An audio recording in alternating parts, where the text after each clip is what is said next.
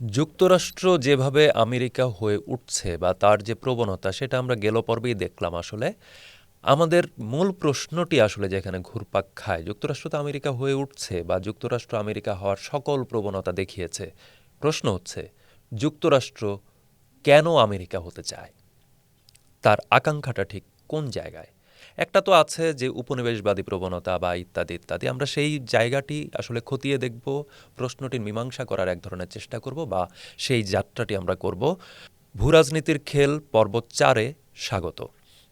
যুক্তরাষ্ট্র হয়ে ওঠার জন্য, যুক্তরাষ্ট্র আমেরিকা হয়ে ওঠার জন্য আসলে কি কি করছে বা কেন সে এই প্রবণতাটি দেখাচ্ছে? খেয়াল করুন, এই প্রশ্নের উত্তর খুঁজতে গেলে আমাদের একটু পেছনে চলে যেতে হবে। আমাদের ফিরে যেতে হবে স্নায়ুযুদ্ধের সেই সময়টাতে। স্নায়ুযুদ্ধের যেই টাইমলাইনটা, বিশেষত দ্বিতীয় বিশ্বযুদ্ধের পর থেকে সোভিয়েত ইউনিয়নের পতনের আগ পর্যন্ত যেই সময়টা, যেটা স্নায়ুযুদ্ধ হিসেবে স্বীকৃত, সেই সময়টার দিকে তাকাতে হবে। এবং সেই স্নায়ুযুদ্ধের পরবর্তী সময়ে যে আঞ্চলিকতাবাদ ও জাতীয়তাবাদকে হটিয়ে বিশ্বমঞ্চে বিশ্বায়ন এবং মুক্তবাজারের রাজত্ব শুরু হয়, সেই রাজত্বের দিকে আমার তাকাতে হবে। বিভিন্ন অর্থনীতিবিদ বলি, রাজনৈতিক বিশ্লেষক বলি, আন্তর্জাতিক বিশ্লেষক বলি, তারা বিভিন্ন সময় থেকে আসলে বলছেন যে এই যে বিশ্বায়ন, মুক্তবাজারি অর্থনীতির ধারণা, পুঁজির যে কাঠামোটি দাঁড়িয়ে আছে, সেইটার ভরকেন্দ্রটি আসলে এখন ক্ষয়িষ্ণু। এবং এইটার অন্যতম উপাদান হিসেবে যেই জিনিসগুলো দিয়ে এই বিশ্বায়ন ধারণাটি আসলে বিশ্বায়িত হয়েছে, সেইটার কেন্দ্রে থাকা গণতন্ত্র, মানবাধিকার বা বিশ্বগ্রাম, গ্লোবাল ভিলেজ ইত্যাদি যেই বিষয়গুলো আছে, নাগরিক ও মৌলিক অধিকারের যে পশ্চিমা যেই কোট আনকোট যেই ধারণাটি, সেইটার যে রপ্তানিযোগ্য যে ব্যবস্থাটি, সেই ব্যবস্থাটি প্রসঙ্গটি আসে। এটাই আসলে মূলত যুক্তরাষ্ট্রের যে একমেরু বিশ্বকাঠামো গড়ে তোলার যেই কেন্দ্র শক্তি বলা যায়, সেই কেন্দ্র শক্তিটি ছিল আসলে এটা। এর পাশাপাশি আরও কিছু বিষয় ছিল, যেমন অনেকগুলো অর্থনৈতিক এই ধারণাগুলোকে বৈশ্বিকভাবে রপ্তানি করার জন্য, আমি রপ্তানি শব্দটি খুব গুরুত্ব দিয়ে উল্লেখ করছি, যে বিভিন্ন দেশে দেশে গণতন্ত্র, বিশেষত পশ্চিমা ধারার বা যুক্তরাষ্ট্র যাকে গণতন্ত্র বলে, সেই গণতন্ত্রটিকে রপ্তানি করার জন্য তারা নানা ধরনের ইনস্টিটিউশন করেছিল। এগুলার মধ্যে আপনারা পাবেন IMF এর কথা পাবেন, আন্তর্জাতিক মুদ্রা তহবিল, আপনারা পাবেন বিশ্ব ব্যাংকে, আপনারা ফ্রিডম হাউস থেকে শুরু করে নানা ধরনের প্রতিষ্ঠানকে আপনারা পাবেন, যারা সারা দুনিয়া ঘুরে কোন দেশে গণতন্ত্র আছে, তোমার আরেকটু সোজা হওয়া উচিত, তুমি আরেকটু মানবিক হও, আমার মানবাধিকারের সংজ্ঞার সাথে তোমারটা মিলছে না, ইত্যাদি নানা ধরনের কথা বলে। এর মুখ্য জায়গাটি হচ্ছে মুক্তবাজারের জায়গা। অর্থাৎ যে মুক্তবাজার বলে, শ্রমে উৎপাদিত পণ্যটি আসলে বিশ্বায়িত হবে, শ্রমিক কখনোই নয়, শ্রমিকের মজুরি কখনোই নয়। এই আন্তর্জাতিক যেই ধারণাটি, এটার প্যারালালি যে স্নায়ুযুদ্ধের সময়টাতে আন্তর্জাতিকতাবাদের যে ধারণাটি ছিল, সেই ধারণাটিকে তারা কবর রচনা করে সেটার উপরেই কিন্তু বিশ্বায়নের ধ্বজাটি উড়িয়েছিল। ফলে সেই সময়টার পরে আমরা যখন দেখি যে এই জায়গাটি একটু একটু করে ক্ষয়ে যাচ্ছে, সেই ক্ষয়ের শুরুটা কিন্তু শুরু হয়েছিল এই প্রতিষ্ঠানগুলোর ক্ষয়ের মধ্য দিয়ে। এবং সেই যে জটিল নেটওয়ার্ক, প্রত্যেকটি প্রতিষ্ঠান প্রত্যেকটির সঙ্গে যুক্ত, এই জটিল নেটওয়ার্কটি যখন ধাক্কা খাওয়া শুরু করলো, তখন আসলে যুক্তরাষ্ট্র নড়ে উঠল। ফরেন অ্যাফেয়ার্সে একটা নিবন্ধ, এই সম্পর্কিত একটা নিবন্ধ প্রকাশ হয়েছিল। সে নিবন্ধটি লিখেছিলেন মাইকেল কিমেজ। সেখানে তিনি বলছিলেন, প্রতিষ্ঠানগুলো তাদের নিজস্ব নেটওয়ার্ক 2010 সালের পর থেকেই পরবর্তী এক দশক ধরে ক্রমে ভেঙে যাওয়া শুরু করে। তাদের মধ্যকার আন্তঃসম্পর্ক ও নেটওয়ার্কটি দুর্বল হয়ে যায় এবং এইটারই কিন্তু ফল ক্ষয়ে যাওয়া কাঠামোটি। ফলে একটা নয়া ব্যবস্থার দিকে পুরো বিশ্বই যাচ্ছে এবং সেই বিশ্বের মধ্যে যে আলোড়নটি উঠছে, সেটা যুক্তরাষ্ট্রকে কেন্দ্র করে যে একমেরু কাঠামো, সেটা তো নড়ে গেল। তাহলে এটা কি বহুমেরু বিশ্বর দিকে যাবে, নাকি নতুন একটা মেরুর দিকে যাবে? নতুন কোনো মেরু যদি হয়, তাহলে সেই মেরুতে কে থাকবে? সাবেক মেরু হিসেবে যুক্তরাষ্ট্র, নাকি তার প্রতিদ্বন্দ্বী চীন বা রাশিয়া বা অন্য কোনো দেশ? কে থাকবে আসলে এই প্রসঙ্গটি? ফলে ওই যে নয়া ব্যবস্থা, এবং নয়া ব্যবস্থা বহুমেরু হবে নাকি এক মেরুতেই আবদ্ধ থাকবে, বা এক মেরুতে যদি থাকে সেখানে আসলে দখলটা কে নেবে, এটার লড়াই কিন্তু এখন চলছে। এটাই আসলে নয়া ব্যবস্থার লড়াই। ফলে এটাকে স্মরণে রেখে যদি আমরা আলোচনাটি আগাই, সেক্ষেত্রে দেখা যাবে যে ডোনাল্ড ট্রাম্প যখন স্নায়ুযুদ্ধ পরবর্তী প্রেসিডেন্টদের সাথে যদি তুলনা করি তাহলে ডোনাল্ড ট্রাম্প কিছুটা ব্যতিক্রমী এই জায়গায়। তিনি বলছেন যে স্নায়ুযুদ্ধ পরবর্তী সময়ে যে যুক্তরাষ্ট্রের মূল যেই প্রোডাক্ট গণতন্ত্র, মানবাধিকার, বিশ্বায়ন, মুক্তবাজার, এই প্রোডাক্টগুলো নিয়ে তিনি প্রশ্ন করছেন। তিনি বলছেন এগুলো এখন অচল, এগুলো দিয়ে কাজ হবে না, এটা দিয়ে আর গ্রেট আমেরিকা হবে না, আমি গ্রেট আমেরিকা গড়ব। তিনি বলছেন মেক আমেরিকা গ্রেট অ্যাগেন, তিনি বলছেন আমেরিকা ফার্স্ট। ফলে তার জায়গা থেকে তিনি একদম পরিষ্কারভাবে জানিয়ে দিচ্ছেন যে সাবেকি ধারণাগুলো, এগুলো ডেমোক্রেট ধারণা, এগুলো দিয়ে কাজ হবে না, আমার কোনো দায় নেই অন্য দেশে গণতন্ত্র আছে কি নেই এটা দেখার, সুতরাং আমি আমার মতো করে চলবো। ফলে তিনি এক ধরনের, কিন্তু আপনারা শুল্ক যুদ্ধের কথা জানেন, কিছুদিন আগেও তিনি বিভিন্ন দেশের উপরে শুল্ক আরোপ করেছেন অত্যধিক মাত্রায়, এবং সেখানে প্রসঙ্গটি কী ছিল, আমার পণ্য নাও না, সুতরাং আমি তোমার পণ্য নেব না, এবং তোমার পণ্য ঢোকার ক্ষেত্রে আমি বিরাট একটা শুল্ক আরোপ করব। ফলে একটা কিন্তু রক্ষণশীল নীতি যুক্তরাষ্ট্র নিচ্ছে, এবং এই যে যুক্তরাষ্ট্র রক্ষণশীল নীতি নিচ্ছে, এইটা কিন্তু আসলে বিশ্বায়নের ধারণা থেকে জাতীয়তাবাদী ধারণার একটা প্রত্যাবর্তনের মুখ বলা যায়। ফলে এই ধারণাটি ট্রাম্প ঘোষণা দিয়ে করছেন, যুক্তরাষ্ট্র আরও কয়েক বছর আগে থেকেই এটা করছে, কিন্তু ট্রাম্পের মতো করে এত নগ্নভাবে, এত পরিষ্কারভাবে, সুস্পষ্টভাবে বলছেন। এই জায়গায় ট্রাম্পকে ধন্যবাদ দিতে হয়, কারণ তিনি তার পলিসিটা আসলে প্রকাশ করছেন। ফলে এই জায়গায় শুধু ট্রাম্পকে কি আমরা নজরে নেব, এর পাশাপাশি কিন্তু আরও অনেকগুলো বিষয় আছে, আরও অনেক নেতার কাছ থেকেই কিন্তু আমরা কিছু শব্দ পাচ্ছি, শক্তিশালী নেতা, হ্যাঁ, অথরিটি, মহান জাতি, হ্যাঁ, গ্রেট নেশনের কথা আমরা পাচ্ছি বিভিন্ন জায়গা থেকে, বা গ্লোরিয়াস সিভিলাইজেশন শব্দটি আমাদের কাছে আসছে। সিভিলাইজেশন শব্দটি খুব ইন্টারেস্টিংলি খুব বারবার করে আসছে। সেটা কাদের কাছ থেকে আসছে শি জিনপিংয়ের কাছ থেকে, যিনি চৈনিক সভ্যতার কথা বলছেন, কনফুসীয় সভ্যতার কথা বলছেন। আসছে নরেন্দ্র মোদীর কাছ থেকে, যিনি হিন্দুত্ববাদী সভ্যতার কথা বলছেন, আর্য সভ্যতার কথা বলছেন, যিনি রাম রাজত্বের কথা বলছেন। আসছে রিসিপ তাইব এরদোগানের কাছ থেকে, যিনি বলছেন আসলে যে ইসলামিক খেলাফতের কথা, খেলাফতের স্বপ্ন তিনি দেখাচ্ছেন, বা সাবেক সেই অটোমান সাম্রাজ্যের কথা তিনি বলছেন। আসছে এখানে সুস্পষ্টভাবে যদি বলতে হয় তাহলে রাশিয়ার ভ্লাদিমির পুতিনের কথাও বলতে হয়। তিনি বলছেন রুশ গৌরবের কথা, অর্থাৎ রাশিয়ার সেই পুরনো মহাশক্তিধর পরাশক্তি হিসেবে যেই ইমেজ, সেই ইমেজটিকে ফিরিয়ে আনার কথা। ফলে স্বাভাবিকভাবেই আমাদের আলোচনা ঘুরে চলে যায় 2008 সালে। 2008-এ কী হয়েছিল? 2008-এ বৈশ্বিক একটা মহামন্দার মুখে পড়েছিল। 1930-এর মহামন্দার পর সুস্পষ্টভাবে 2008-এর মহামন্দা একটা বড় ধরনের ঘটনা ছিল। সেই সময়টাতেই আসলে পুঁজির যে অসুখ, ক্যাপিটালের যে অসুখ, সেই অসুখটি আসলে প্রকাশ পায়।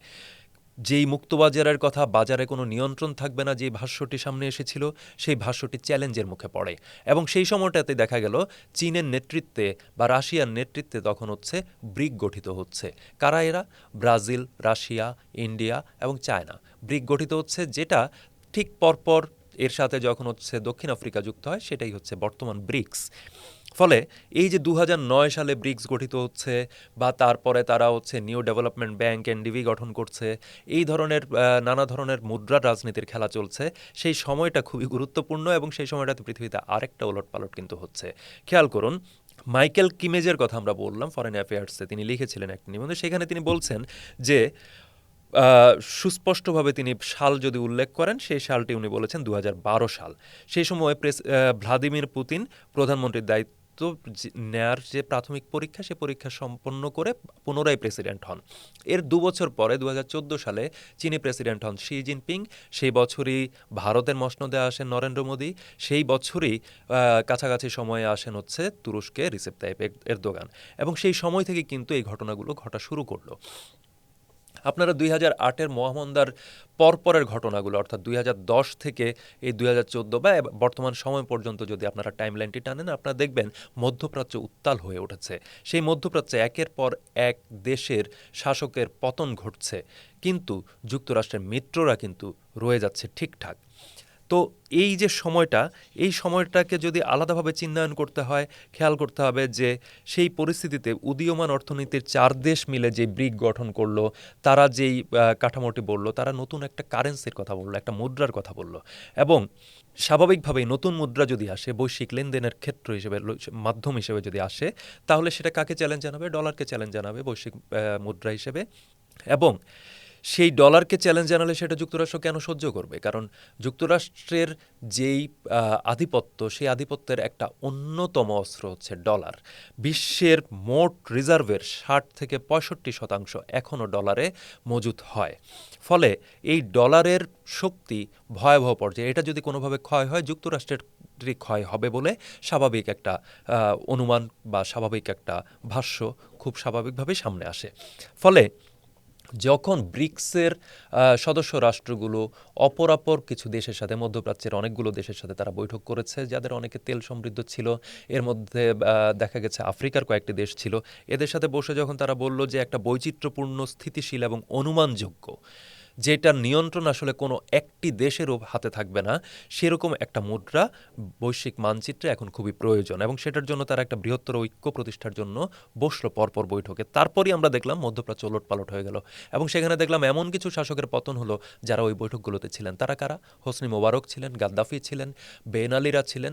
ফলে এদের কিন্তু পতন ঘটে গেল। বাকি যারা যারা মার্কিন মিত্র হিসেবে একদম নিজেদের পরীক্ষা দিয়ে সফলকাম হলেন, তারা কিন্তু রয়ে গেলেন সেখানে।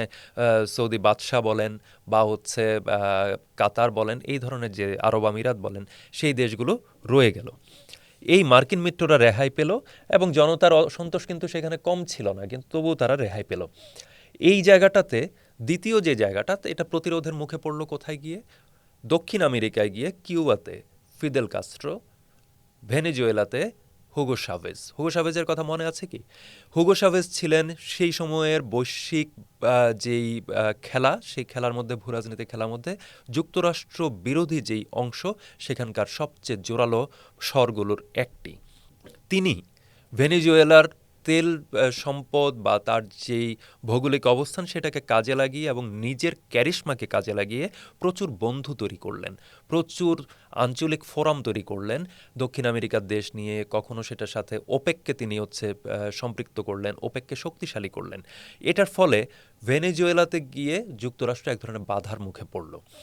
এই পিরিয়ডে 2013 সালে যখন শাভেজের মৃত্যু হলো, তিনি তার মনোনীত যেই নিকোলাস মাদুরো, তিনি কিন্তু এখন যুক্তরাষ্ট্রের হাতে বন্দী। নিকোলাস মাদুরো শাভেজের মনোনীত হলেও ক্যারিশমা বলুন, আন্তর্জাতিক সংযোগ বলুন, বা তার অভ্যন্তরীণ যেই কাঠামোগত জায়গায় তিনি একটা প্রশাসনকে চালনা করার দক্ষতার জায়গা বলুন, সেই জায়গায় অনেকটাই ব্যর্থ হয়েছেন। ফলে ভেনেজুয়েলার সাধারণ মানুষ কিন্তু তার উপরে ওইভাবে সন্তুষ্ট ছিল না। অর্থনৈতিক নিষেধাজ্ঞার কবল, হ্যাঁ, এটা একটা বিষয় থাকতে পারে, যে অর্থনৈতিক নিষেধাজ্ঞার মধ্য দিয়ে যাওয়ার কারণে আসলে তিনি প্রচণ্ডভাবে অজনপ্রিয় হয়েছেন, সামাজিকভাবে অস্থিরতা বেড়েছে, এবং সেইটার মধ্য দিয়ে নানা ধরনের আন্দোলন সংগ্রাম হয়েছে, এবং সেটা থামাতে গিয়ে নিপীড়নও হয়েছে, রাষ্ট্রীয় নিপীড়ন হয়েছে ব্যাপকভাবেই। ফলে এটা একটার সাথে একটা আসলে সম্পৃক্ত। আন্তর্জাতিকভাবে তাকে একঘরে করে দেওয়া হয়েছিল। আবার মাদুরোর যেহেতু আন্তর্জাতিক সংযোগের জায়গা বা শাভেজের মতো ক্যারিশমা ছিল না, ফলে তিনি বন্ধুদের সহায়তা আসলে সেই অর্থে খুব একটা পাননি। ফলে এখন তিনি যুক্তরাষ্ট্রের হাতে বা ডোনাল্ড ট্রাম্পের হাতে বন্দী। এই যে জায়গাটি, এই জায়গাটিতেই যখন শাভেজ চলে গেলেন, মার্কিন ঈগল শক্তিশালী হলো। মার্কিন ঈগল শক্তিশালী হয়ে এখন সেটা ছো মারছে দক্ষিণ আমেরিকার ওপর, এবং সেই জায়গা গিয়ে তিনি পশ্চিম গোলার্ধ পুরোটাই চেয়ে বসেছেন। তিনি পশ্চিম গোলার্ধের দক্ষিণমুখী যে দুয়ার, সেটা খোলা চান। সেইখানে কলম্বিয়াকে তিনি থ্রেট করছেন। তিনি কিউবার, তার দিকে যুক্তরাষ্ট্রের নজর অনেক আগে থেকেই। পানামা খাল দখল করতে চান, উপরে গ্রিনল্যান্ড দখল করতে চান, আর্কটিকের বিভিন্ন অঞ্চলে তিনি হাত দিতে চান। তার সব কিছুই চাই আসলে। তিনি বলছেন যে তিনি তেল চান, বিরল খনিজ চান, ক্রিটিক্যাল মিনারেলস চান, নৌরুট চান, ভূখণ্ড চান, এবং একটা বৃহত্তর আমেরিকা চান। এই যে বৃহত্তর আমেরিকা, এই আমেরিকার পত্তন ঘটানোর জন্যই তিনি আসলে একটা বড় ধরনের সভ্যতা কেন্দ্রিক যেই লড়াই, সেই লড়াইয়ে নেমেছেন। কারণ তিনি বুঝে গেছেন যে নতুন যে ব্যবস্থা, সেই ব্যবস্থার মধ্যে তার পুরনো যেই ধারণাগুলো, গণতন্ত্র তার ইমেজ হারিয়েছে একটা ব্যবস্থা হিসেবে। বিভিন্ন জায়গায় এটা চ্যালেঞ্জের মুখে পড়েছে। বিভিন্ন জায়গায় শুধুমাত্র ভোট প্রদানের মধ্য দিয়ে যে গণতন্ত্র রক্ষিত হয় বা যে ব্যবস্থাটি চালু ছিল, সেইটার মধ্যে ক্ষয় দেখা দিয়েছে। মানবাধিকারের প্রসঙ্গটি খেলো হয়ে গেছে, কারণ যুক্তরাষ্ট্র নিজে মানবাধিকার লঙ্ঘনের এক চূড়ান্ত রূপ দেখিয়েছে দেশে দেশে। ফলে মুক্তবাজারের প্রসঙ্গে ডোনাল্ড ট্রাম্প দেখিয়ে দিয়েছেন শুল্ক আরোপের মধ্য দিয়ে যে অন্যের দেশে আমি প্রবেশের ক্ষেত্রে মুক্তবাজার চাই আর নিজের দেশে প্রবেশের ক্ষেত্রে আমি বদ্ধ দুয়ার চাই। ফলে এই সব কিছু মিলিয়ে তিনি নিজেকে এক ধরনের নতুন কাঠামোর মধ্যে নিয়ে যাচ্ছেন। কারণ তিনি বুঝে গেছেন ইউরোপের ভার তিনি আর বেশি দিন নিতে পারবেন না, তার ঘাড়ে আছে বিরাট এক ঋণের বোঝা। সেই ঋণের বোঝা নিয়ে আমরা পরের পর্বে আলাপ করব যুক্তরাষ্ট্রের ঋণ আসলে কত, যুক্তরাষ্ট্র কেন আসলে এই নয়া কাঠামোর দিকে যেতে বাধ্য হচ্ছে, বা তার এই নয়া উপনিবেশবাদী আকাঙ্ক্ষাটি আসলে কতটা প্রবল হয়ে উঠছে। ধন্যবাদ, আজ এ পর্যন্তই।